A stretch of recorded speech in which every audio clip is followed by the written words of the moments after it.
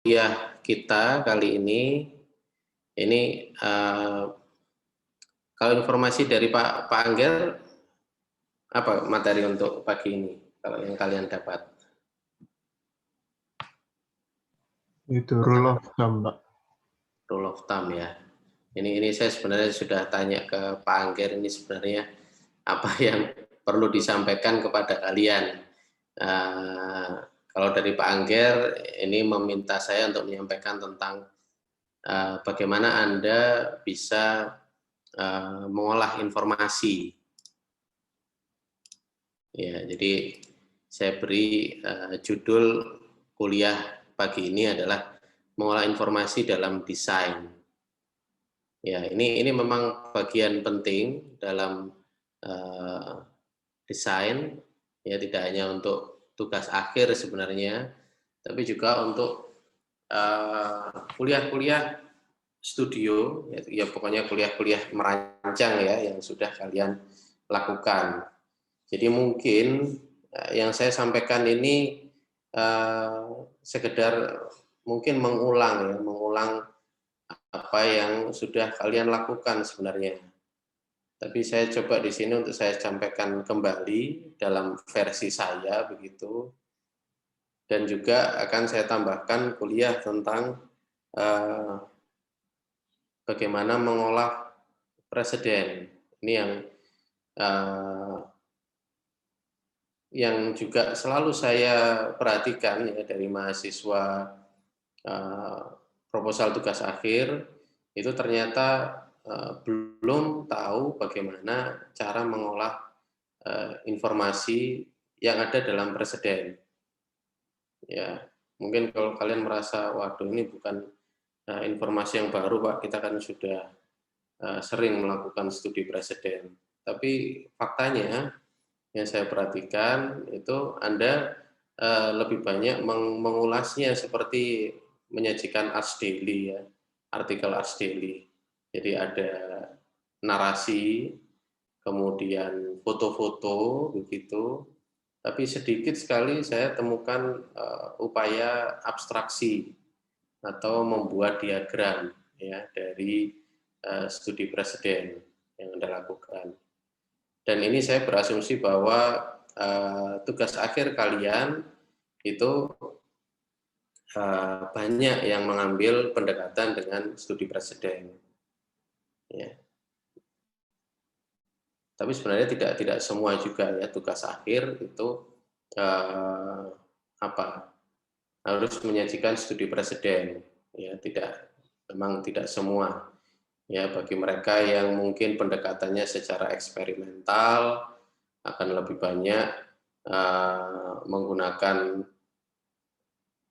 pendekatan teori tentang bagaimana menguji coba sesuatu.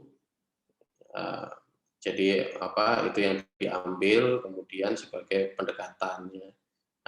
Tapi juga banyak yang masih memakai studi presiden sebagai pendekatan. Dan ini memang mungkin sampai di dunia profesional itu masih kalian butuhkan.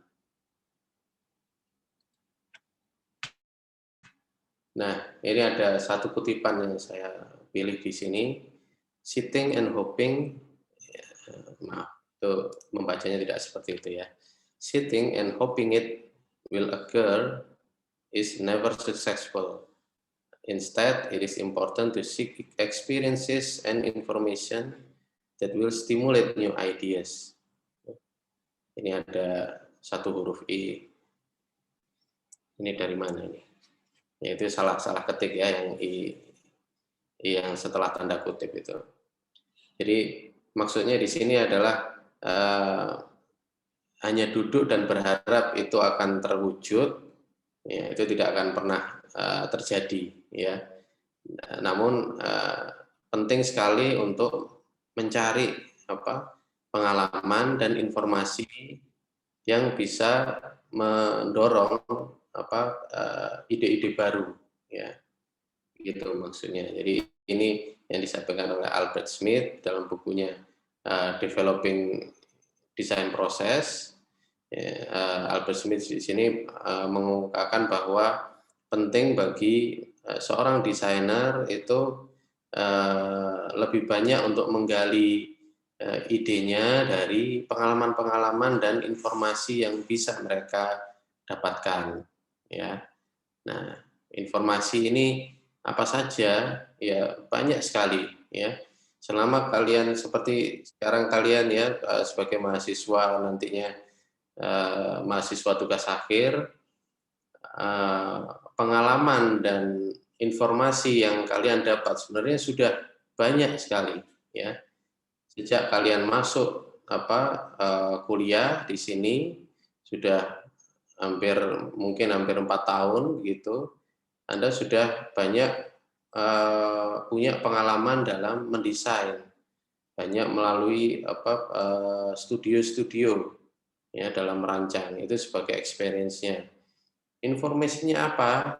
Ya semua yang kalian dapatkan semasa kuliah, baik itu kuliah kuliah bersama ya, kuliah di UPMP maupun juga kuliah yang ada di khususnya di departemen kita, kuliah-kuliah yang sifatnya teori dan juga pilihan, ya, kuliah teori yang sifatnya pilihan. Itu semua adalah informasi bagi Anda untuk bisa Anda gunakan lagi ketika Anda merancang tugas akhir.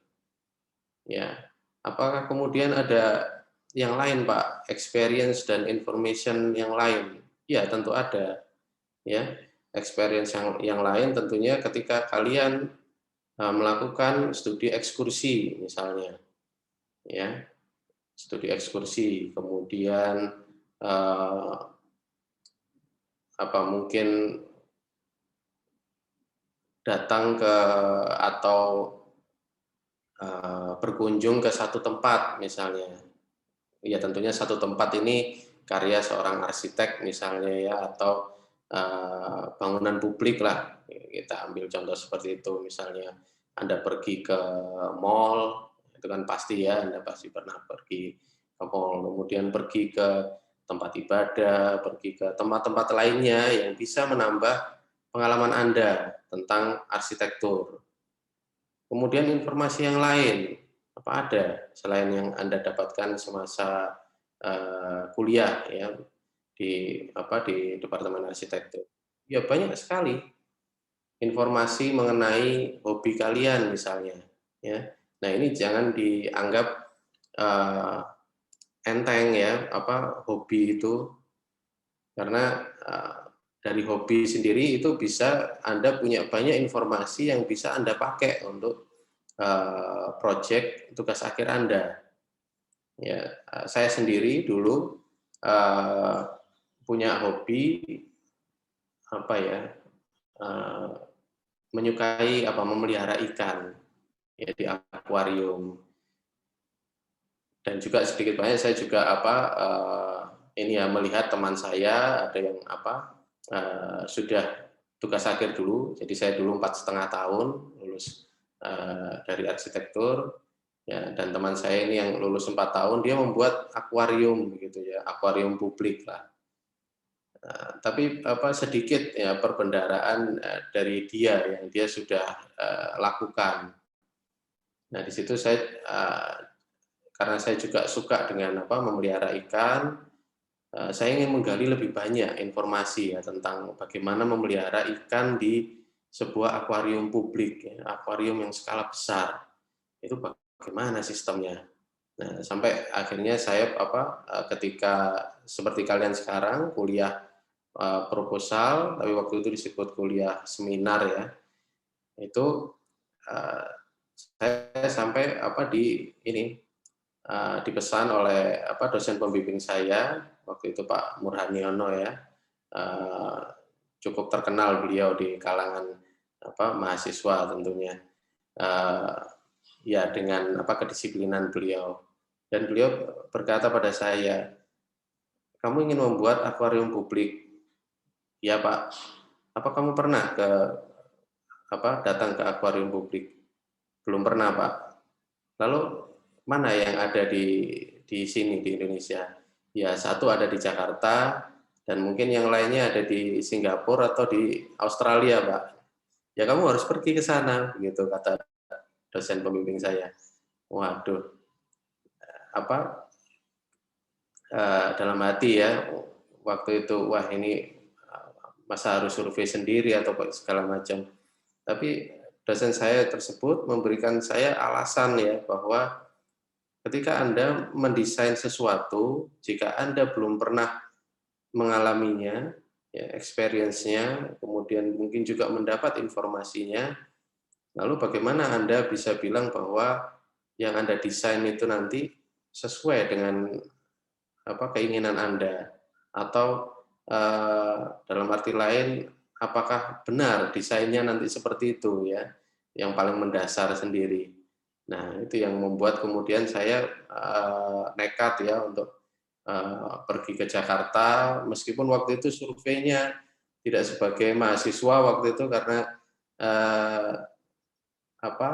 tidak bersiap-siap dulu, jadi ya sudah jadi turis biasa ya.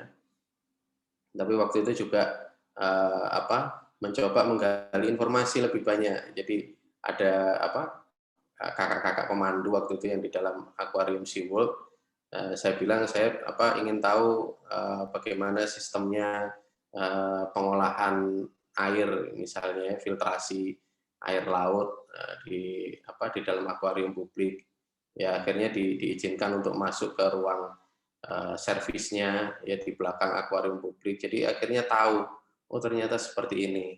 Ya meskipun saya tidak bisa pergi ke fasilitas lain yang saya inginkan ya ketika pergi ke SeaWorld.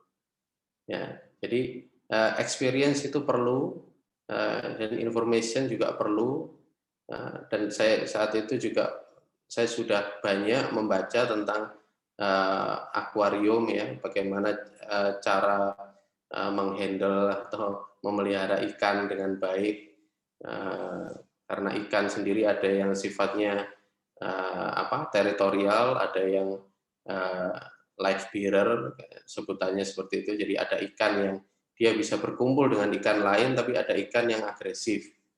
Nah, itu yang akhirnya saya sampai tugas akhir waktu itu mengumpulkan ya jenis-jenis ikan dan menaruh di setiap tangkinya itu seperti apa, sampai seperti itu yang saya pikirkan.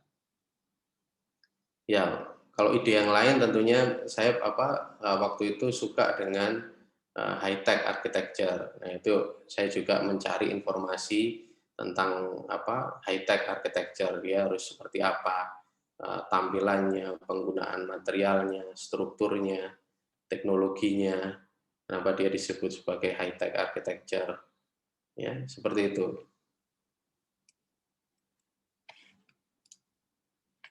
Nah, kalau kalian lihat di sini diagram desain proses ini,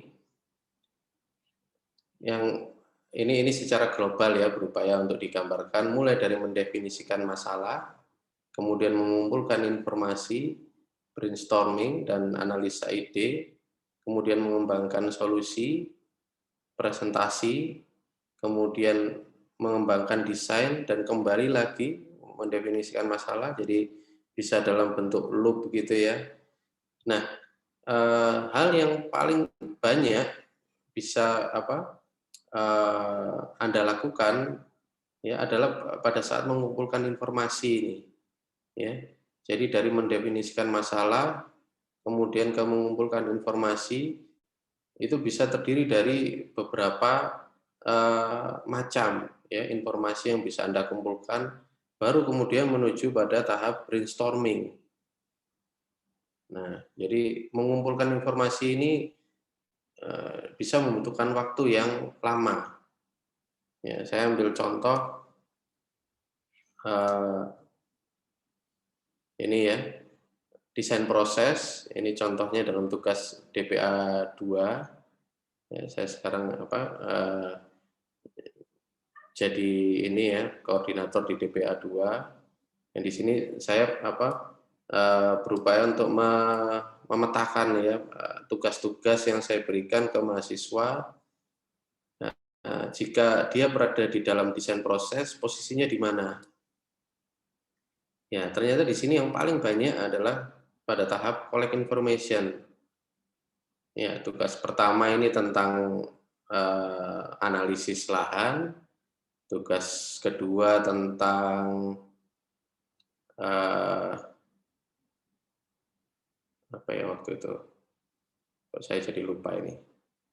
Kemudian tugas yang ketiga itu tentang teori. Jadi saya berikan langsung saya berikan ya bahwa mendesainnya untuk DPA 2 ini memakai teori arsitektur tropis. Jadi mahasiswa mencari informasi tentang itu. Kemudian tugas keempat tentang standar kebutuhan ruang. Ini juga collect information. Mahasiswa berupaya menggali presiden juga. Oh ya, ini yang tugas kedua ini presiden. Ya. Tugas ketiga ini presiden dan juga dari standar, ya, buku standar. Keenam, ini meskipun di sini ya, mestinya di sini, tapi saya sengaja taruh di sini karena ini juga masih berhubungan dengan collect information. Ya. Kelima ini sebenarnya sudah brainstorming, jadi membuat desain. Yang keenam itu adalah tentang struktur.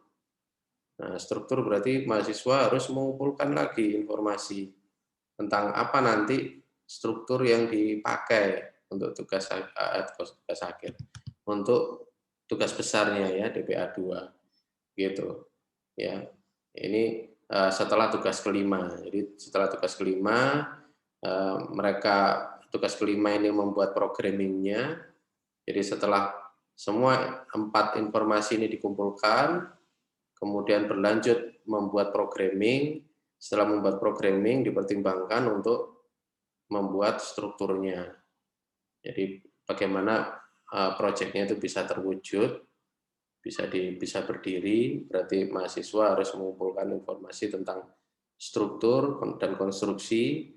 Dan ini juga terkait dengan brainstorming, artinya mahasiswa membuat konsepnya, konsep struktur dan konstruksinya. Begitu. Makanya ini kemudian ada 2 kaitan ya, mengumpulkan informasi dan juga brainstorming idea. Jika di sini brainstorming idenya untuk programming, ini untuk struktural konsepnya ya. Baru kemudian develop solution. Tugas ke-7, ke-8 adalah membuat alternatif desain. Ya, jadi saya minta mahasiswa itu untuk membuat alternatif desain dari solusi yang mereka berikan di awal.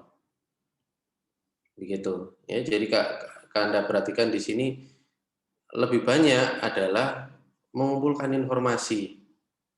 Ya. Bagaimana dengan proposal tugas akhir? Kira-kira. Ya sama ya. Jadi Anda pada tahap proposal ini sebelum ke tugas akhir itu yang Anda lakukan adalah mengumpulkan informasi ya. Meskipun tidak menutup kemungkinan ketika Anda tugas akhir itu Anda masih mengumpulkan beberapa informasi ya. Ya sama seperti ini tadi ya. Jadi brainstorm and analyze ideas ini sebenarnya kalau di proposal tugas akhir dan tugas akhir sendiri ini masuk ke tahapan tugas akhirnya ya. Jadi Anda mengembangkan ide, tapi ketika di tengah jalan misalnya di loop ini ya, Anda mengumpulkan informasi lagi ya terkait dengan konsep yang Anda buat gitu.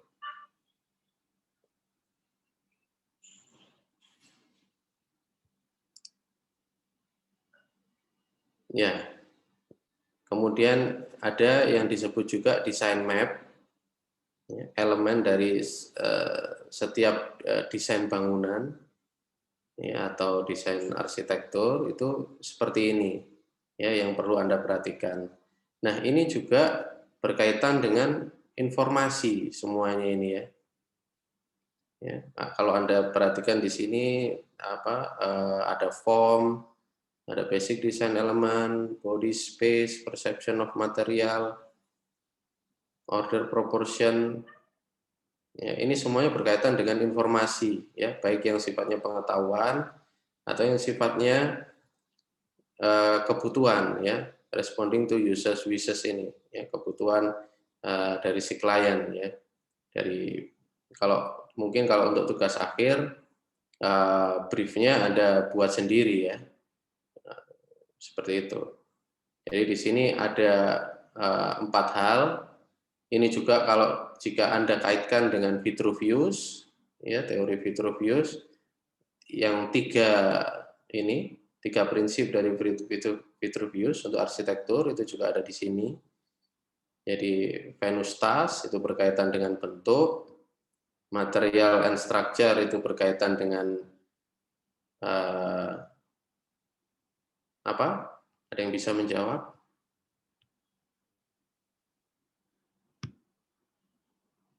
Halo? Masih di sini semuanya? Masih, Pak. Apa kalau dalam Vitruvius material and structure berkaitan dengan apa?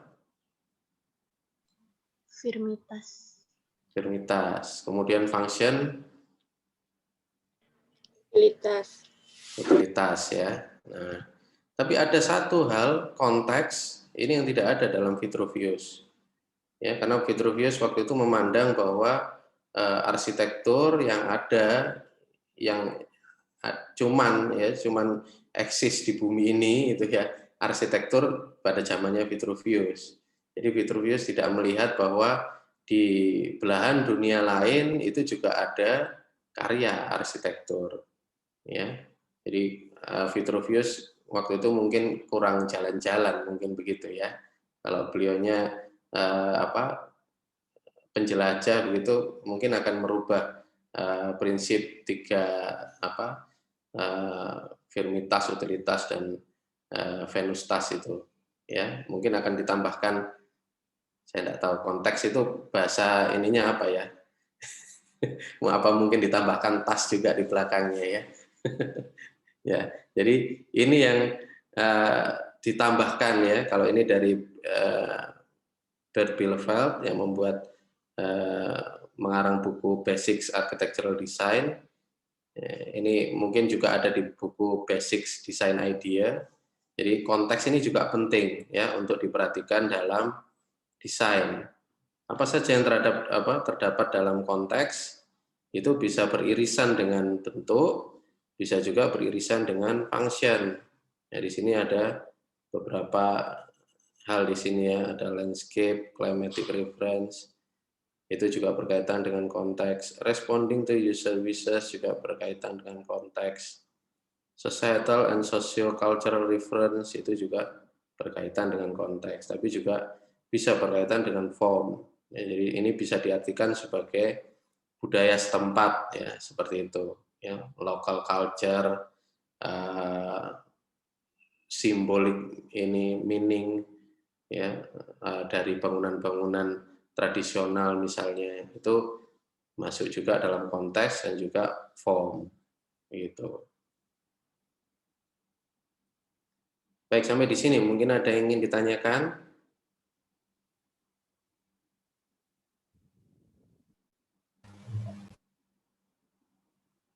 Oke, saya lanjutkan ya. Jadi ini juga semuanya berkaitan juga dengan informasi ya. Kalian membutuhkan beberapa informasi ini untuk mencoba membuat satu kesatuan desain. Ya, apakah informasi tentang material, informasi tentang kebutuhan, fungsi, informasi tentang konteks, ini bisa dengan analisis lahan, dan juga informasi tentang form. Ya, ini mungkin lebih personal ya, form ini dari kacamata si arsitek. Nah, ini juga dari buku Designing Architecture. Saya belum berikan sumbernya di sini, karya Andrew Pressman. Di sini ditunjukkan penyederhanaan dari pertimbangan komponen dalam desain. Ya, kalau Anda lihat di sini ada banyak sekali komponen dalam desain itu. Ada client and stakeholder requirement. Ini bisa juga diartikan sebagai brief, design brief. Kemudian site and context influences, kemudian ada project budget, codes, ordinance and regulations, building performance criteria, precedent and historical perspective, kemudian construction technology and materials. Ini kemudian tiap komponen ini akan diolah oleh si arsitek, ya, baik itu secara personal dari pengalaman si arsitek ataupun juga dari si arsitek ini membuat architectural concept, bisa juga architectural concept ini diusulkan oleh klien, ya. Kemudian ada juga cognitive process element, ini juga dari pengalaman si arsitek.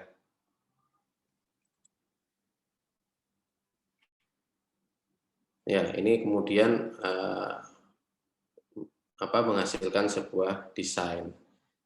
Nah, untuk Anda sendiri sekarang, misalnya ya, proposal tugas akhir, kemudian nanti tugas akhir, itu seperti apa?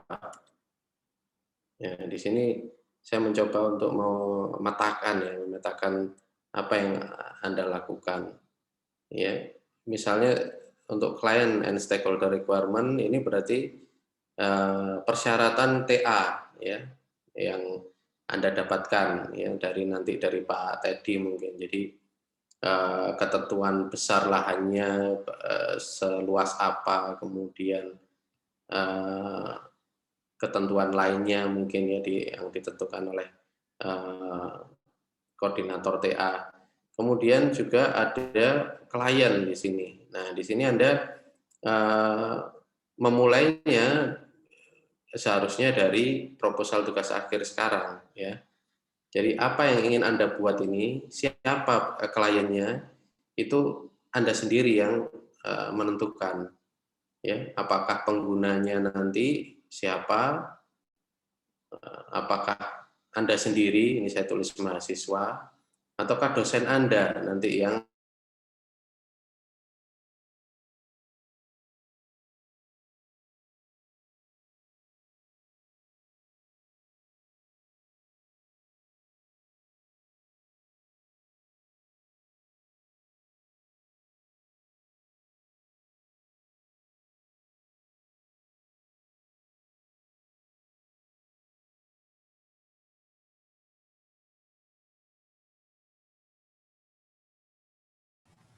Pak, masih di mute, Pak. maaf ya. Iya, saya ini tadi tiba-tiba terputus, kemudian connect lagi. Sampai di mana saya tadi? Sampai di penjelasan tentang klien ini, betul ya? Iya, Pak. Iya, Pak. Oke. Ya. Jadi di sini klien ini penting ya untuk mendasari juga nantinya Anda harus membuat idenya seperti apa. Ya. Ini saya melihat ada juga beberapa anak bimbing saya itu yang sepertinya ya belum melakukan pendekatan pada kliennya, ya. Jadi ketika nanti Anda membuat misalnya katakanlah fasilitas gitu, penggunanya siapa? Ya Anda coba untuk mencari siapa klien yang bisa dihubungi, ya, siapa klien yang bisa dimintai informasi. Jika fasilitas kesehatan misalnya, apakah harus menghubungi tenaga kesehatan, itu kan salah satu klien kan ya. Dan juga mungkin komunitas, ya, komunitas yang nantinya ditampung di fasilitas kesehatan itu, ya, katakanlah membuat fasilitas untuk pasien penderita kanker. Nah, mungkin ada komunitasnya yang Anda bisa tembusi, ya, begitu, untuk mencari informasi. Ya, jadi ini penting ya supaya Anda bisa bergerak ke tahap berikutnya. Ya, jika tidak seperti itu, mungkin Anda metodenya bisa dengan ini ya, dia dari Anda sendiri. Ya saya tentukan sendiri Pak, saya punya, ya katakanlah saya punya pengetahuan atau punya pengalaman, jadi saya bisa menentukan briefnya seperti apa. Ya, tapi jika tidak, ini yang susah ya. Anda harus tahu sebenarnya kliennya siapa, gitu. Supaya yang Anda buat ini ya yang seperti apa yang dipesan oleh dosen pembimbing saya tadi. Kalau Anda ingin membuat akuarium publik, ya Anda harus pergi ke akuarium publik itu supaya tahu. Ya, jadi klien saya itu kan apa? Bukan hanya yang nanti yang menikmati akuarium publik ya, tapi juga ikan-ikan yang ditampung di dalam akuarium publik. Jadi saya harus tahu. Oh ternyata seperti itu. Karena kalau tidak, ya tinggal bikin saja. Ya, tangkinya di sini, nanti isinya ikan apa terserah deh. Itu nanti ada yang ngurus. Mungkin seperti itu ya. Ya ada mungkin juga dosen pembimbing yang berpendapat seperti itu. Jadi ada bagian-bagian yang bukan apa istilahnya, bukan bagian kita tanggung jawabnya, itu ada sendiri nanti yang menyediakan jasa tentang itu. Ya, tapi kalau dari saya berusaha untuk tahu semuanya tentunya. Ya, jadi supaya kita bisa menentukan langkah selanjutnya itu tadi, ya, supaya kita bisa menentukan langkah yang benar ya, tidak apa mengarang begitu istilahnya. Oke, kemudian untuk site and context influences ini tentunya lahan. Dan di sini saya mengamati biasanya mahasiswa memilih yang dekat dengan rumahnya, betul ya, supaya bisa apa survei langsung, ya. Atau bisa juga tempat yang pernah Anda kunjungi, ya kan? Ya, mungkin Anda punya memori di sana, apa? Mungkin Anda ingin membuat mendesain sebuah resort dan Anda pernah ya menginap di sebuah resort itu. Nah, di situ Anda tahu tentang bagaimana tentang lahannya dan juga sedikit informasi mungkin tentang resortnya tadi, ya. Ya. Jadi di sini site and context itu bisa saja lahan yang dekat dengan Anda atau tempat yang pernah Anda kunjungi. Ada yang memilih seperti ini? Tempat yang pernah dikunjungi sebagai lahannya?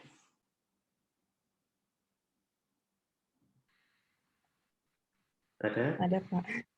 Ada. Oke. Ya. Tapi mungkin kebanyakan akan memilih yang dekat dengan domisili mereka tinggal ya, biasanya gitu. Ada mahasiswa tugas akhir yang juga memilih lahan yang ya ini saya kurang tahu ya, dia pernah ke sana atau tidak. Jadi dia memilih lahan itu di US kalau tidak salah. Jadi memilih lahan di Amerika. Ya itu luar biasa itu ya. Itu saya tidak tahu bagaimana surveinya ya dia. Jadi dia kalau tidak salah ini anak bibinya Pak Endi ya. Jadi apa mengambil lahan itu jauh sekali ya.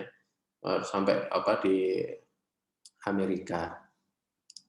Kemudian project budget kalau dikaitkan dengan tugas akhir Anda, ini yang perlu dipertimbangkan. Saya tidak yakin kalau Anda akan membuat project budget ya untuk sebuah tugas akhir, karena apa terkadang di studio juga tidak diminta untuk membuat pertimbangan biaya.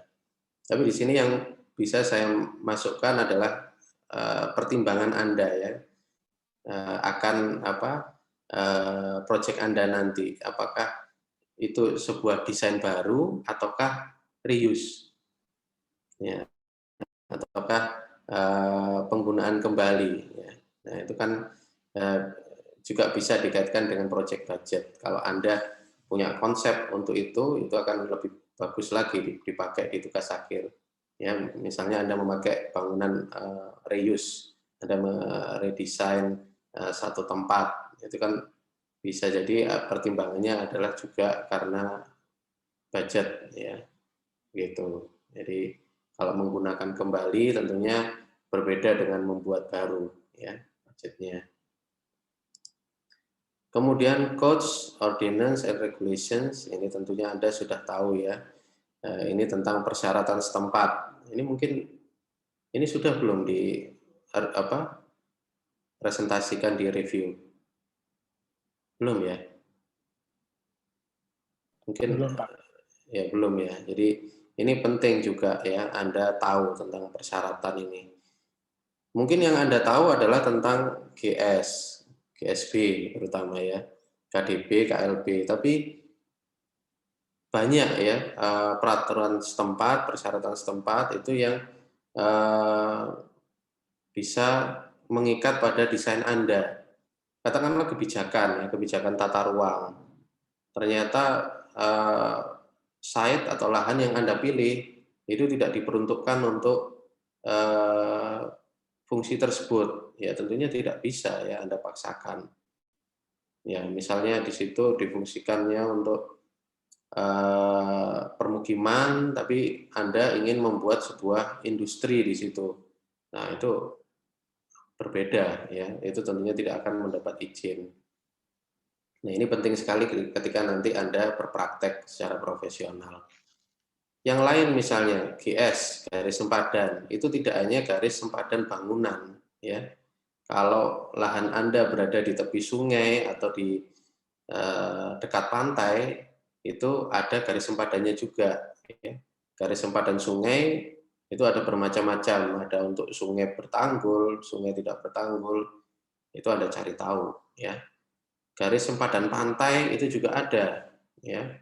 Jadi saya dulu proyek saya itu ada di Kenjeran, dan ternyata saya cari infonya ada garis sempadan pantainya.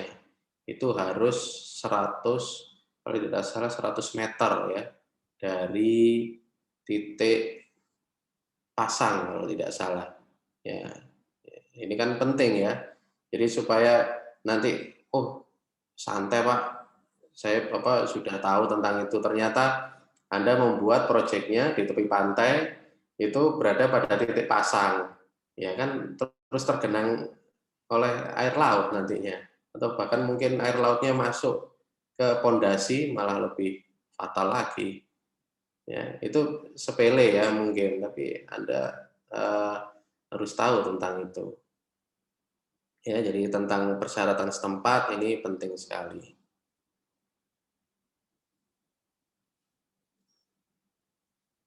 Oke, kemudian building performance criteria ini juga penting ya untuk karya tugas akhir. Jadi harus seperti apa yang Anda inginkan. Ya, kriteria desain ini ya informasinya bisa Anda dapatkan dengan studi presiden ya, atau studi tentang standar ya, tentang satu fungsi tertentu. Ya, katakanlah misalnya Anda ingin merancang sekolah atau rumah sakit atau bandara, itu akan punya building performance sendiri-sendiri. Ya, bandara itu harus seperti apa, sekolah harus seperti apa. Nah, itu Anda cari informasinya. Kriteria desainnya harus seperti apa. Tapi bisa juga kriteria desain ini Anda masukkan dari ini ya, architectural concept atau bukan personal vision, architectural concept juga ya. Jadi Anda membuat sendiri kriteria desainnya ya, bisa juga. Misalnya ya, kriteria desain ini dikaitkan dengan penghematan biaya misalnya, atau zero carbon misalnya, ingin seperti itu ya. Nah, tentunya Anda punya kriteria desain sendiri ya, di samping dari building types tadi kriterianya. Ya, jadi ini banyak sekali ya. Ini semua informasi ini. Ya, informasi yang Anda harus kumpulkan untuk merancang sebuah tugas akhir. Presiden and historical perspective ini juga bisa menjadi bagian ya dari merancang sebuah karya. Jadi intinya di sini dalam presiden itu adalah strategi desain seperti apa yang Anda ingin pakai ya dari arsitek lain tentunya. Ya, jadi presiden ini bukan untuk mengcopy, mencontoh, tapi untuk menginspirasi Anda ya. Gitu. Strategi desainnya boleh dipakai ya, tapi jangan kemudian karyanya dipakai gitu. Ya, jadi strategi desainnya Anda pelajari seperti apa ini. Kemudian konstruksi teknologi and materials ini, nah ini juga perlu Anda tahu ya beberapa informasi apakah nantinya tugas akhir saya ini harus tahan gempa, anti gempa. Jadi karena saya ingin membuat sebuah gedung pencakar langit misalnya, atau bangunan tinggi. Atau ada yang ingin membuat stadion atau karya yang membutuhkan ruang yang luas tanpa ada kolom misalnya. Itu kan Anda pelajari construction teknologinya ya, atau juga kemajuan zaman ya, materials. Misalnya saya ingin dinding bangunan saya dari kaca atau dari material lain atau menggunakan parametrik, ya itu juga termasuk teknologi. Sebentar ya, saya ingin minum dulu.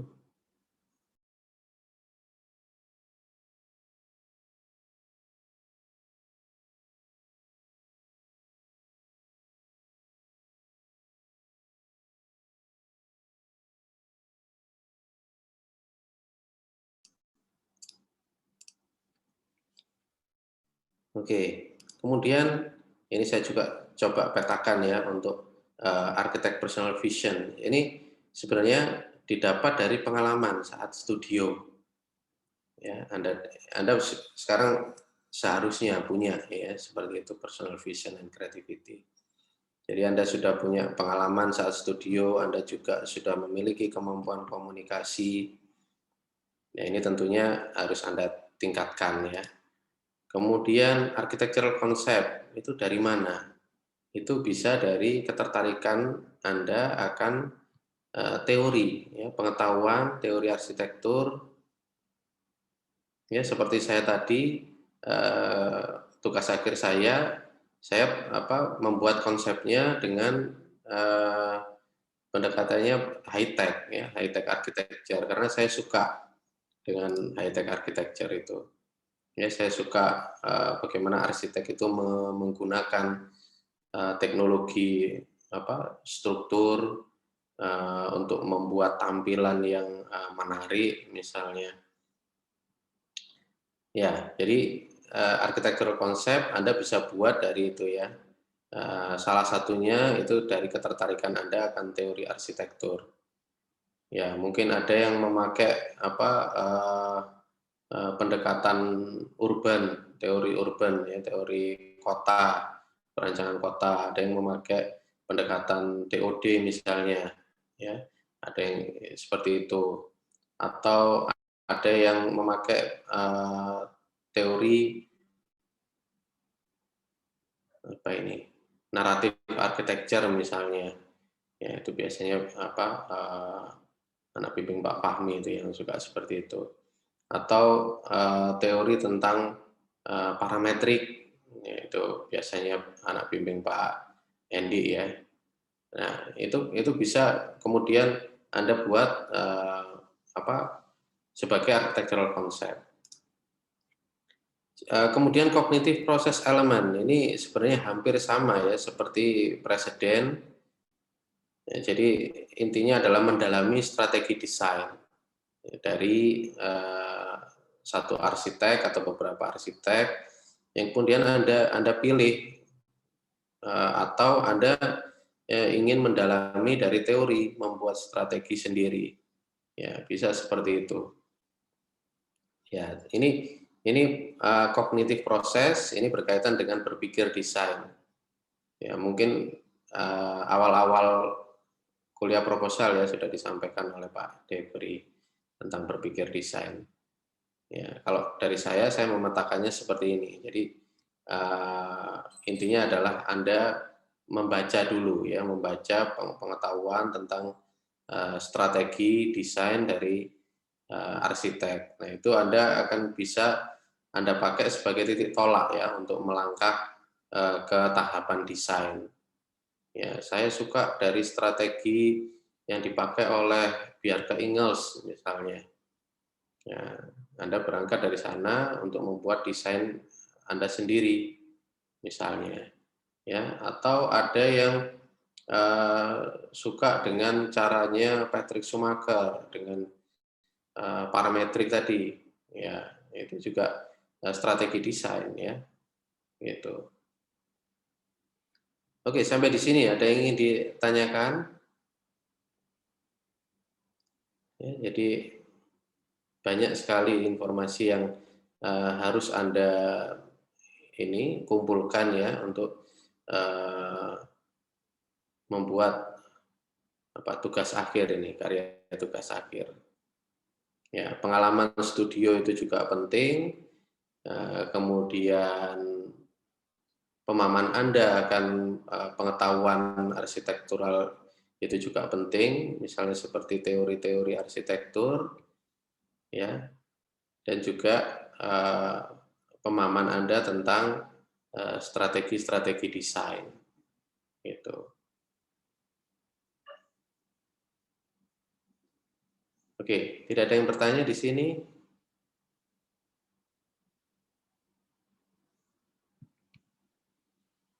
Ya mungkin semua sudah jelas ya tentang hal-hal yang terkait dengan tugas akhir, misalnya seperti konsep, pendekatan desain atau metode desain. Atau mungkin nanti ada bab tersendiri ya dari dosen lainnya. Nah, terkait dengan mengolah informasi ini juga ada kutipan dari Andrew Pressman ya yang saya ambil. In any case ya di tiap project apapun mungkin seperti itu ya. Responding to the array of data specific to the project components will ensure that the building suits for its intended use in its intended location. Nah, ini ya pentingnya. Jadi merespon pada serangkaian data spesifik dari project komponen. Ya, project komponen itu yang di kiri ini tadi ya. Jadi ada clients, requirement, site, project budget, cost dan sebagainya. Jika Anda sudah merespon pada data-data tersebut, semakin banyak data yang direspon, ya itu akan semakin meyakinkan atau semakin memastikan bahwa bangunan yang Anda buat, ya ini mungkin kalau untuk beberapa dosen kurang sepakat ya dengan kata building. Mungkin kita sekolah di arsitektur, ya mungkin seperti itu. Ya, kalau dari saya, it's fine-fine saja ya dengan ini. Will ensure that the building suit for its intended use in its intended location. Ya building ini yang dimaksud juga karya arsitektur ya. Ya, jadi mungkin kalau kalian dulu di awal-awal memperdebatkan apa beda arsitektur dan bangunan ya di sini juga sekarang disebut lagi. Ya, jadi intinya merespon pada data-data yang spesifik untuk satu proyek, yaitu semakin banyak data yang direspon akan semakin baik ya untuk kualitas sebuah karya itu, ya bahwa dia memenuhi fungsi yang diminta atau keinginan yang diminta ya intended use ini, keinginan yang diminta dan juga intended location, jadi pada lokasi yang direncanakan nantinya ya. Jadi karena memang setiap karya itu tidak bisa kemudian sekedar di-copy ke lokasi lain ya. Dia harus melihat secara skala besarnya. Ya, kita harus selalu melihat seperti itu. Jadi Kalau Anda melihat sebuah karya arsitektur, lihat dia dalam skala yang lebih besar. Misalnya rumah di dalam lingkungan perumahan. Lingkungan perumahan di dalam skala kecamatan, ya, skala kecamatan di dalam kota, ya, seperti itu. Jadi selalu lokasi itu memiliki peranan penting. Nah, ini kita masuk sebenarnya pada kuliah presiden, ya. Mengapa belajar sejarah? Jadi padahal mahasiswa arsitektur itu berharapnya jadi arsitek, ya, tapi Anda diminta untuk juga mempelajari tentang sejarah. Ya, dalam sejarah arsitektur itu ada cara praktis yang disebut studi preseden. Ini dianggap untuk bisa diterapkan langsung dalam praktek berarsitektur. Jadi misalnya ini ya, jika Anda merancang sekolah, tentunya masuk akal untuk melihat sekolah yang telah dirancang oleh arsitek lain.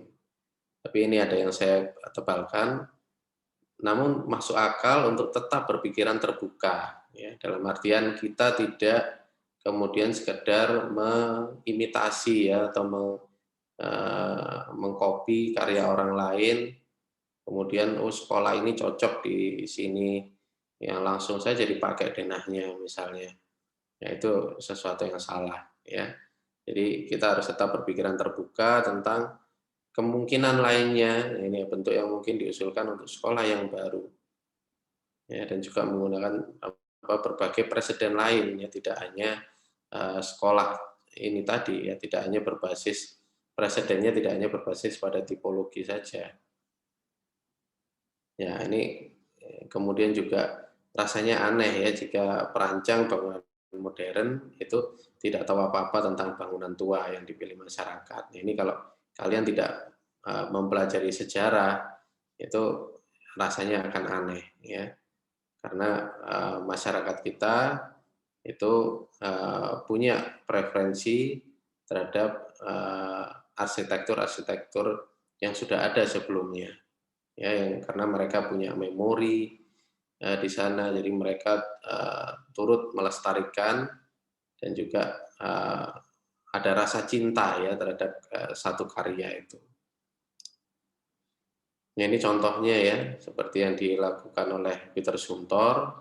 Ini bagaimana menanggapi dan bereaksi terhadap konteks sejarah. Jadi di sini ada gereja kuno dan juga ada bangunan baru, ya. Bagaimana ini kemudian disatukan, yaitu arsiteknya yang kreativitasnya didorong untuk itu, ya. Jadi di sini arsitektur itu memanfaatkan preseden dari sejarah sosial dan budaya, ya, untuk bisa menerapkan pengaruhnya pada bangunan dan bentuk dan struktur yang lebih kontemporer. Ya, jadi di sini bereaksi terhadap atau menanggapi ide-ide atau preseden itu akan menjadi dasar dari evolusi arsitektur. Ya. Nah, kemudian Andreas Siemens ini masih berkaitan dengan preseden. Preseden itu sebenarnya adalah bagaimana Anda melakukan analisis terhadap satu karya. Jadi analisis ini Anda melakukan proses eksplorasi dan penemuan. Jadi di sini arsitek dapat kemudian mengembangkan keakrabannya akan asumsi, harapan, dan kondisi yang diberikan oleh klien. Dan kemudian menetapkan langkah selanjutnya, ya. Jadi membuat konsep-konsep sebagai dasar dari keputusan design decision, keputusan desain yang harus dibuat. Ya, jadi di sini Anda melakukan analisis, jadi bukan sekedar clipping karya, ya, seperti itu istilahnya. Biasanya kalau meminjam istilah dari Pak Endi itu biasanya hanya sekedar membuat clipping untuk studi preseden. Ya, sebenarnya tidak seperti itu. Nah, contohnya ini ya, ini seperti yang dilakukan oleh arsitek Giuseppe Taragni. Jadi di sini beliau memakai studi presedennya adalah dari karya ini Francesco Borromini, ya, yang di tengah ini. Jadi ini adalah Oratory Complex of Saint Philip Neri, sedangkan karya Giuseppe Taragni ini Rome International Exposition. Jadi di sini kita bisa lihat ya, kalau dengan garis-garis merah ini kita bisa menganalisis bagian-bagian dari karya lama dari Borromini yang kemudian dipinjam ya oleh Taragni untuk membuat desainnya. Ya, nah ini sama ya, sama. Ini ya, meskipun nantinya secara struktural akan berbeda. Jadi di sini yang gambar kanan ini adalah gambar overlapping ya, dari desain dari Taragni dan juga dari Borromini. Jadi di overlaykan ya, ditumpuk begitu. Ya, ini ada yang garis-garis merah ini yang dari karya Borromini. Dan kita bisa lihat memakai prinsip-prinsip yang sama ya, ukuran-ukurannya. Ya ini dengan garis-garis pandu merah ini.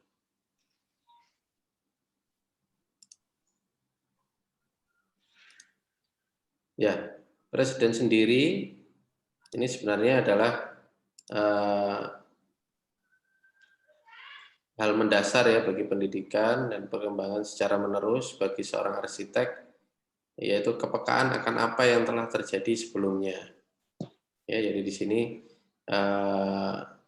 arsitek diminta untuk bisa mengidentifikasi karya yang telah berkembang sebagai respon terhadap kondisi programatiknya ya, kondisi programatik maupun juga kontekstual dan budaya yang sudah ada sebelumnya. Nah, ini kemudian bisa menjadi perbendaharaan solusi formal ya, yang dapat menginspirasi solusi permasalahan yang awalnya nampak tidak terkait. Ya, jadi di sini Anda melihat ada kaitan ya dengan studi presiden dengan karya tugas akhir yang Anda akan lakukan.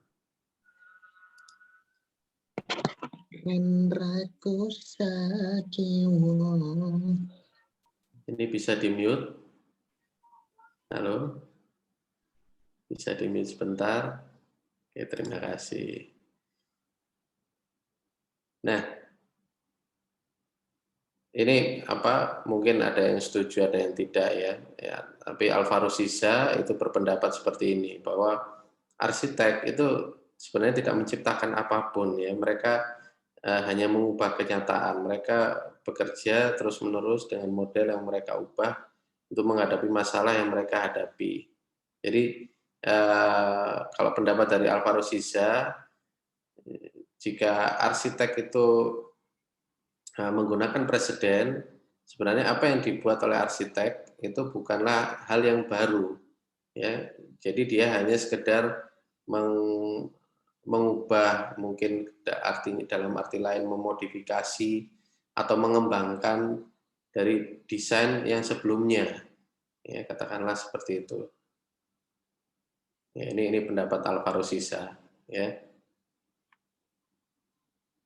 Nah, ingat ya, untuk preseden ini pengetahuan ini hanya dapat berguna jika mengalami serangkaian transformasi mendalam yang semakin abstrak dan menyaring karakteristik fundamental dari sumbernya ya. Jadi kalau Anda hanya sekedar membaca, mengclipping, itu studi preseden itu tidak ada manfaatnya sama sekali. Ya, jadi di sini Anda harus melakukan abstraksi, analisis ya. Preseden itu juga dapat berasal dari dalam atau dari luar arsitektur.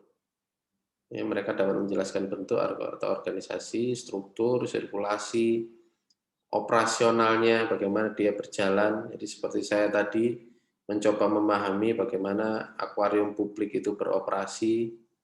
Ya, saya sampai belajar ke sana ya. Dan preseden itu bisa berupa gedung, kota, film, lukisan, ini ya, bahkan juga bisa berupa hewan, mesin, perilaku biologis, narasi fiksi. Nah, untuk itu desain seringkali memiliki lebih dari satu preseden. Ya, jadi ini yang perlu Anda ingat ya. Hanya dapat berguna jika mengalami serangkaian transformasi, begitu. Jadi bukan sekedar meng-clipping. Ya, transformasi mendalam ini maksudnya adalah membuat abstraksi ini ya, membuat diagram. Nah, masuk ke abstraksi sendiri, ya sama seperti seorang seniman melihat lukisan, itu arsitek melihat sebuah bangunan, itu adalah pada dasarnya akhirnya menganalisisnya. Ya, jadi kalau arsitek melihat bangunan, itu dia akan membedah ya karya itu. Kita berhenti dulu, ada azan.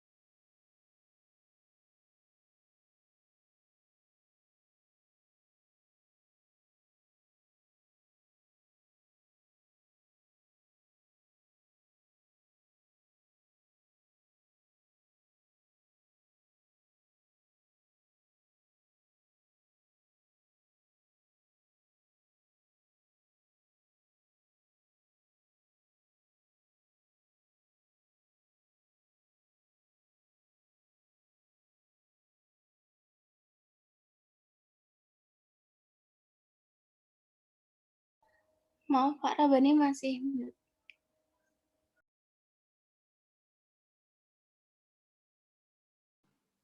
Aduh, maaf ya. Terima kasih sudah diingatkan. Ternyata masih mute ya. Ada pertanyaan mungkin? Belum ada? Baik, saya lanjutkan. Jadi untuk abstraksi ini adalah cara arsitek melihat ya sebuah preseden. Jadi arsitek ini tidak melihat preseden itu sekedar foto-fotonya begitu ya. Dia akan berupaya untuk membuat abstraksinya.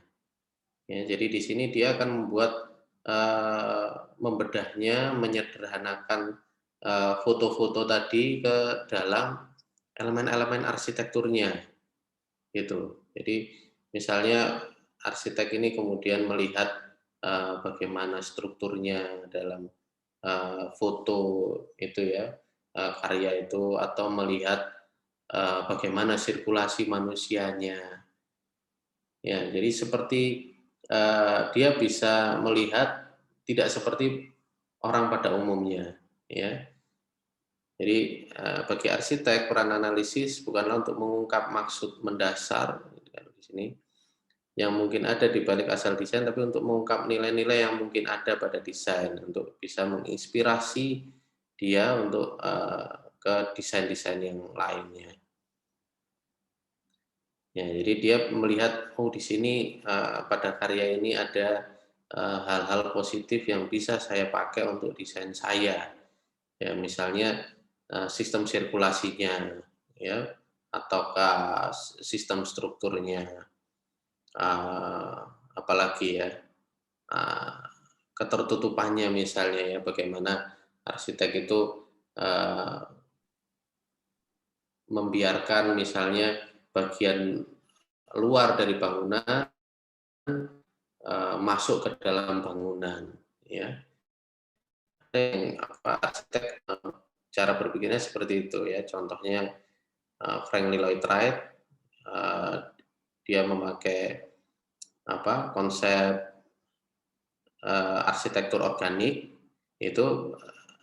Pada dasarnya dia salah satunya ingin menyatukan antara luar dengan dalam, ya.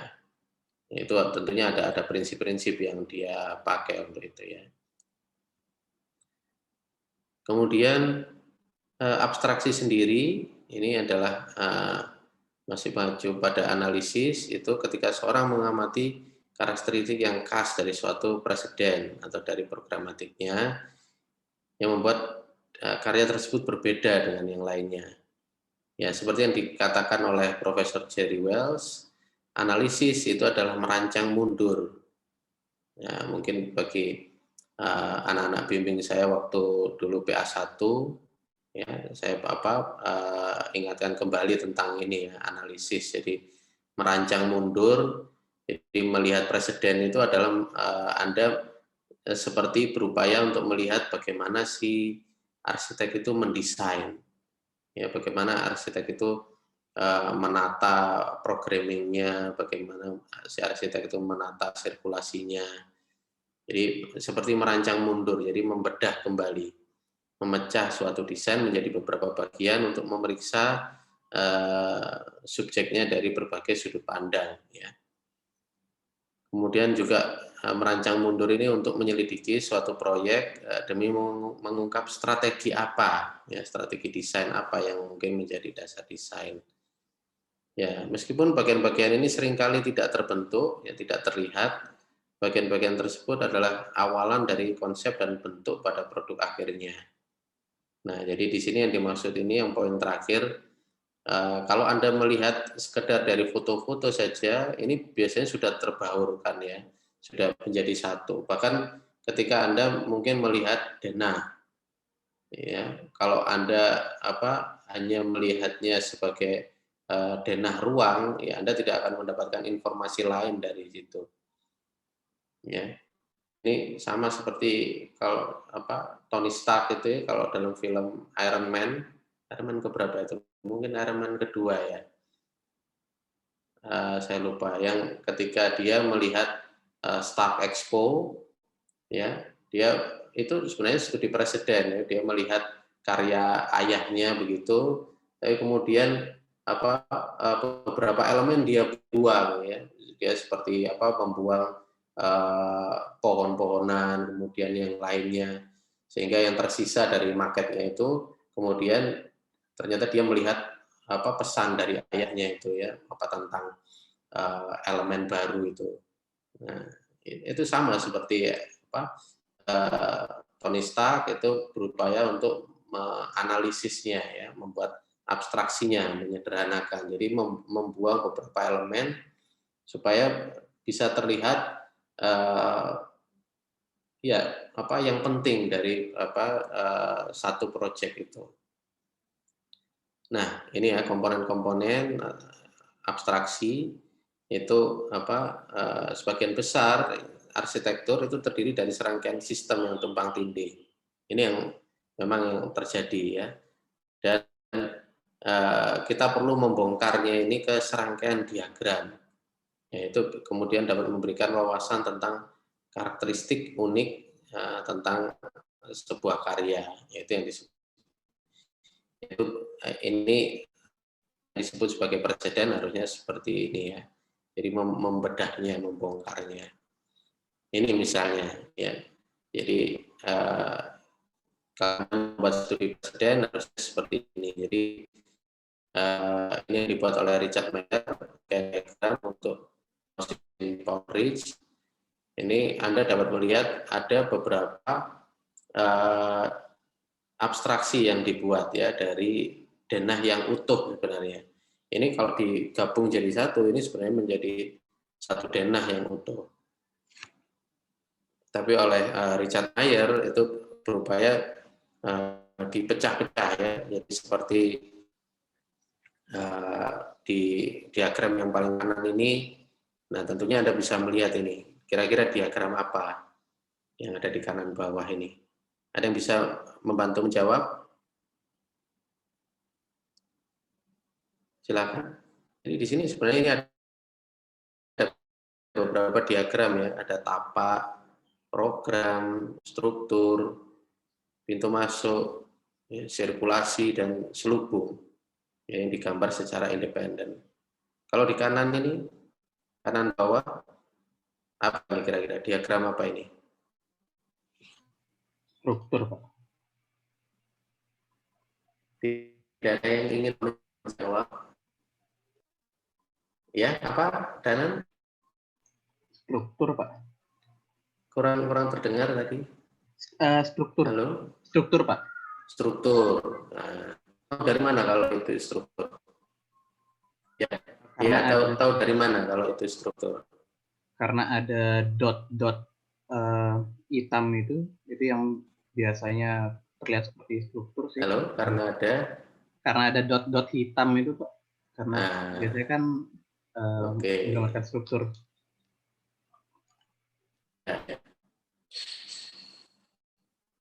Oke.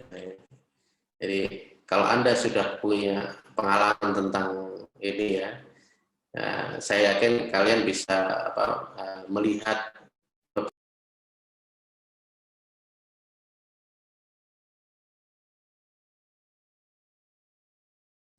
Wah parah, Tama dosennya di-kick.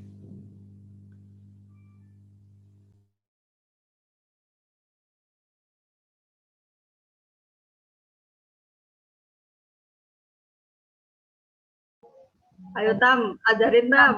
Lanjut Tam. Lanjut, Tam.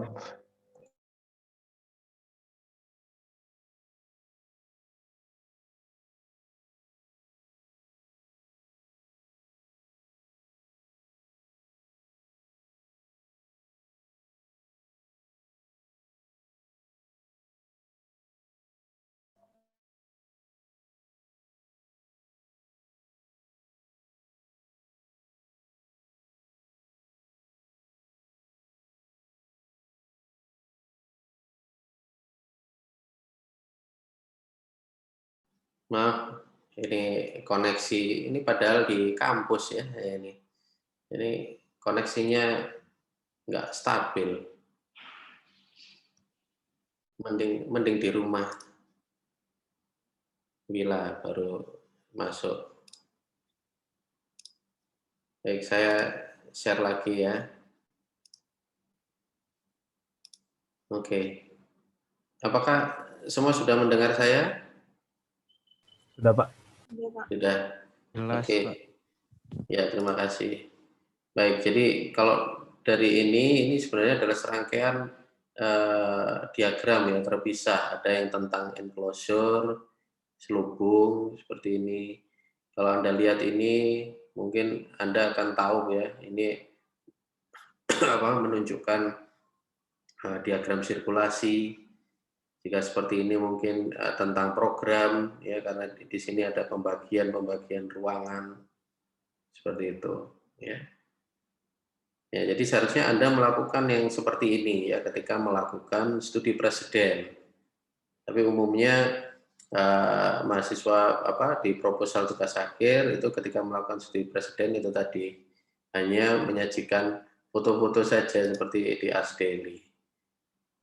Nah, ini komponen-komponen abstraksinya yang bisa kemudian dibedah ya untuk dianalisis, antara lain Anda bisa membedah melihat secara strukturalnya saja, melihat secara sirkulasinya saja, ya, struktur, sirkulasi, selubung, ruang primer versus sekunder, ruang publik versus privat. Ini juga bisa Anda gali informasinya dari studi presiden itu. solid void, ya, membuatnya saling bergantian, terkadang seperti itu. Ruang yang diulang versus yang unik, ya, ruang penunjang, dan juga bisa juga melihat secara tatanan geometris dan proporsionalnya. Ya, jadi setiap sistem tersebut penting dalam memahami sebuah karya, bagaimana dia digubah, digabungkan, disusun, itulah yang pada akhirnya mengarah pada pemahaman tentang keunikan dari keseluruhan desain. Ya, contohnya ini sketsa dari Francis D. Kaching, ya. Ini beliau berupaya untuk menganalisis atau membuat diagram.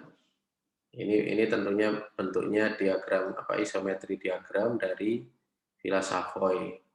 Dan di sini beliau berupaya untuk melihat dari beberapa ini tadi komponen abstraksi tadi.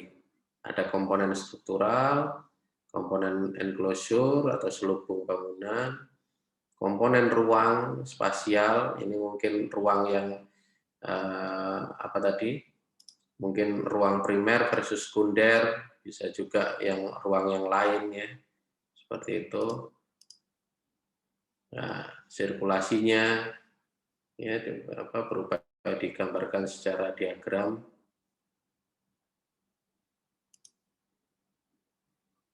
Nah, bisa juga menganalisis secara geometri seperti ini, ya.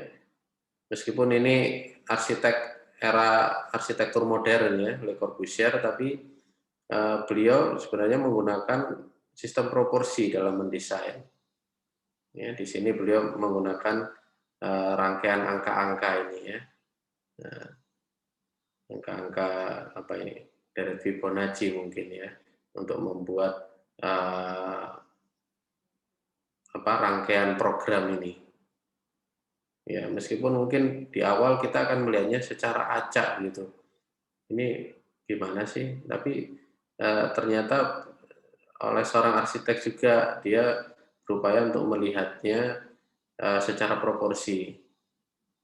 Ya, di arsitektur kuno juga ada, ya, proporsi dari satu objek, ya, satu karya. Ya, di sini proporsi tentang kuilnya, ya, kuil dari ini tempat suci bagian dalam itu dikelilingi oleh serangkaian dinding pembungkus dan halaman serta aula masuk, ya. Ini proporsinya kan hampir sama. Ya. Nah, sekarang pahami, ya, bagaimana cara membuat abstraksinya.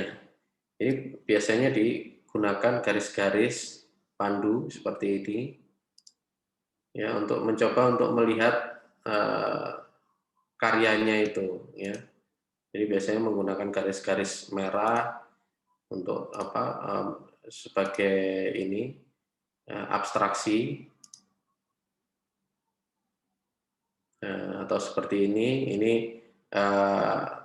konsep yang biasanya dipakai oleh Louis Kahn, ya.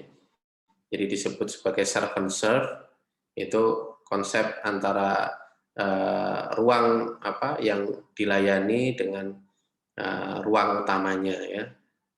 Ruang yang dilayani itu, ya, ruang utama, ya, dengan ruang penunjangnya, ya, ruang yang melayani, ya.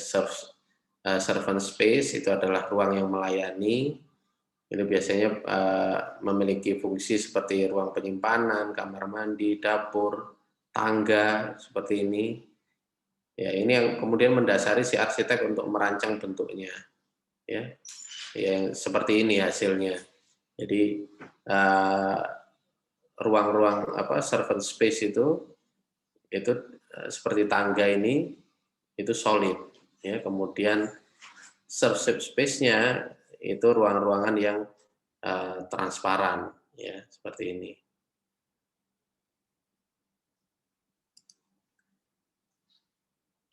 Ini kemudian masuk ke diagramming, bagaimana membuat diagram, ya, itu juga bagian dari preseden itu. Jadi ini bagaimana proses memahami sekumpulan aspek programatik dan aspek kontekstual. Ya, jadi sama seperti sketsa anak-anak itu diagram itu biasanya tidak peduli dengan kedetailan, tetapi berupaya untuk mereduksi, mengerucutkan ke sebuah ide. Ya, jadi ini aktivitasnya ya, diagramming ini yang penting, membuat diagramming atau pembuatan diagram. Jadi proses mengabstraksi dan menyederhanakan ide. Ya, perannya diagram sendiri banyak sekali ya, peran pembuatan diagram. Ini beberapa saya pecah begitu. Ini sebenarnya dalam satu paragraf ya. Nah, juga ada ini mungkin sebagian dari Anda sudah tahu party diagram. Jadi melihat ide besar ya dari sebuah karya. Ya, kalau seperti ini kan hanya coret-coretan ya, tapi meskipun coret-coretan, si arsitek berupaya untuk membuatnya dengan proporsi. Ya, kalau di sini Anda bisa melihat bahwa coret-coretan ini bisa kemudian bermaksud ini ya, mengkomunikasikan pola sirkulasi, pola pembagian ruang, dan strukturnya misalnya. Ya, ini sangat sederhana sekali. Ini mungkin kalau Anda nanti ketika membuat desain ya tugas akhir gitu, Anda mungkin membuat yang seperti ini ya, party diagramnya, mencoba untuk membuat ide besarnya seperti apa. Ya, ini mungkin sudah pernah saya sampaikan ya di kuliah-kuliah dulu waktu PA1 mungkin. Nah, ini contoh dari Precedent Studies. Ini saya ambil dari buku Diagramming the Big Idea. Ya, ini yang seperti yang saya ceritakan tadi ya, seperti Tony Stark ketika melihat Stark Expo. Ini kalau Anda melihat denah seperti ini, informasinya akan saling bertumpuk. Ya, ada perabotan, ada pohon, ada garis-garis grid lantai seperti ini. Tapi ketika dibuat Precedent Studies bisa seperti ini. Ya, ini dalam buku Diagramming the Big Idea. Jadi berupaya dilihat secara solid void-nya atau pembagian proporsinya. Ya, ini dilihat secara solid void. Ya, ini bangunan begitu terbangunnya, yang ini void-nya ruang terbukanya. Ya. Dan bisa juga melihatnya secara sistem proporsi. Oh, ternyata ini juga siapa ini tadi, Miss Van der Rohe ya, itu juga melihatnya, membaginya seperti ini ya, membagi ruang-ruangnya itu ada proporsi 1, 2, 3 atau 1, 2, 1 begitu. Ya, ini kan sudah kita tidak melihat lagi perabotan-perabotan ya, tapi sudah disederhanakan. Bahkan ya ini ya, Miss Van der Rohe ini menggunakan ini menggunakan juga ini ya, Fibonacci sequence untuk membuat desainnya ya, untuk mewujudkan ide desainnya. Ya, kita bisa melihat ternyata ada perbandingan seperti ini. Nah, tapi yang seperti ini kita tidak melihat pada gambar denah tentunya. Ya, kita hanya melihat kalau kita membuat abstraksinya. Ya, golden ratio juga dipakai ternyata ya di sini.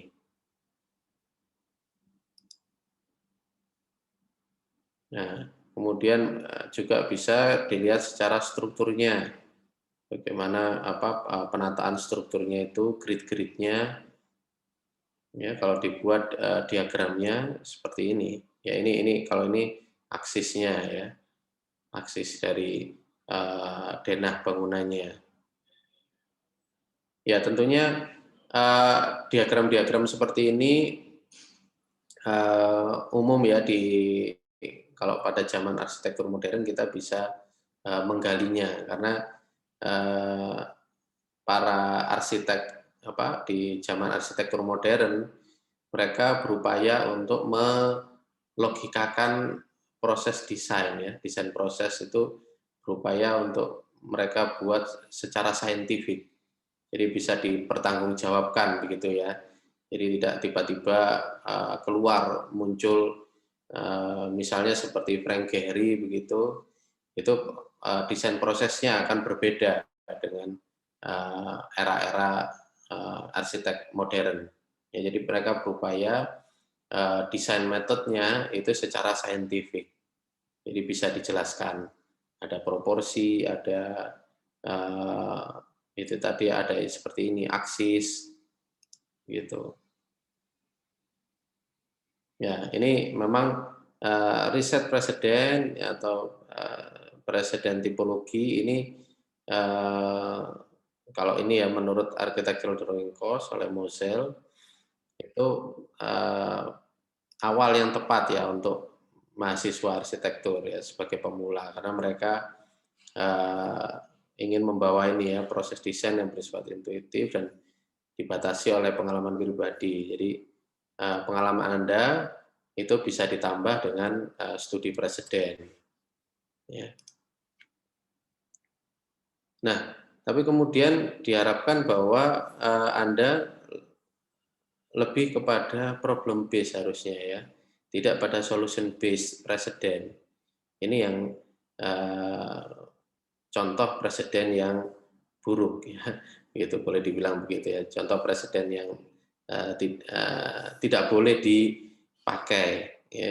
Jadi misalnya buku-buku di sini ya, contohnya ini berupaya supaya orang awam itu bisa juga memilih desainnya ya, bukan membuat desain. Jadi di sini kalau dalam sejarahnya sendiri itu disebut sebagai pattern book. Ya, ini pattern book ini menjadi solution based presiden pada era arsitektur modern. Ya, kemudian di zaman postmodern pandangan tersebut ditolak dan sekarang mulai bermunculan lagi ya gaya-gaya dalam sejarah arsitektur. Ya, ini saat ini pattern book juga masih ada ya. Dan biasanya hanya digunakan oleh konsumen ya. Itu daripada oleh desain profesional. Nah, yang seperti buku seperti ini bukan pattern book. Ya, ini yang boleh kalian pakai. Ya, ini karena di sini tidak memberikan panduan utuh ya bagaimana bangunan itu nantinya harus didesain, tapi sebagian saja ya secara potongan-potongan. Ya, misalnya seperti standar tangga, standar ruang, ya, dia seperti apa. Ya, ini bukan pattern book. Ya, ini juga ada, ini saya perlu sampaikan atau tidak ya. Jadi sebenarnya kalau istilah preseden itu bukan istilah yang tepat ya, yang kita pakai, tapi ini sudah terlanjur istilah yang dipakai orang banyak ya. Jadi seperti istilah kalian absen gitu ya. Padahal sebetulnya kan istilahnya presensi bukan absensi. Tapi ini sudah umum karena sudah umum dipakai ya mau bagaimana lagi. Karena kalau di sini presiden itu sebenarnya berbeda ya. Istilah presiden itu biasanya dipakai di dunia hukum itu dipakai sebagai kasus-kasus yang berkaca dari kasus sebelumnya. Padahal kita kan tidak seperti itu. Ya, presiden di arsitektur adalah hal yang berbeda. Ya, jadi di sini desainer tidak mencoba untuk menunjukkan kesamaan yang erat dengan yang sebelumnya, tetapi lebih menggunakan sesuatu yang mirip sebagai titik tolak. Nah, jadi di sini Goldsmith ini mengkritisi istilah preseden bahwa seharusnya di arsitektur itu disebut sebagai reference, bukan sebagai preseden menyebutnya. Baik, sampai di sini ada yang ingin ditanyakan?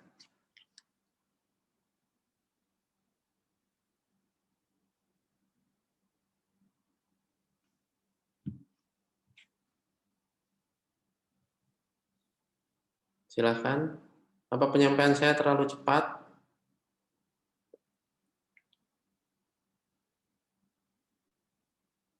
Halo?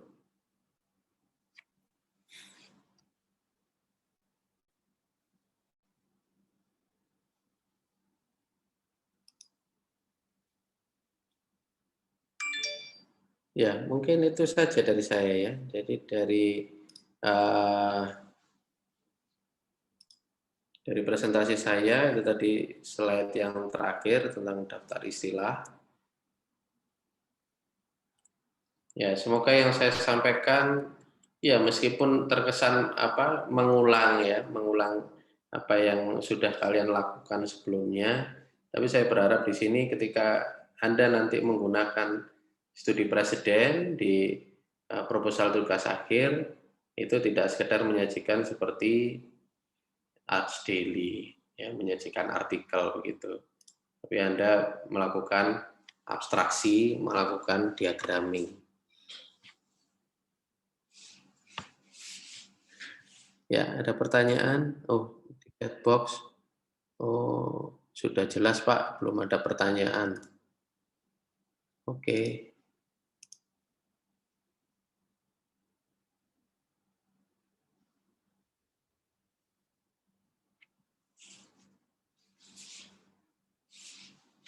Halo, apa ada pertanyaan?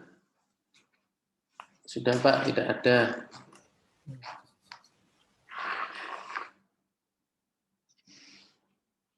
Ya, baik. Kalau begitu, terima kasih atas perhatiannya. Ada yang membutuhkan materi ini atau tidak?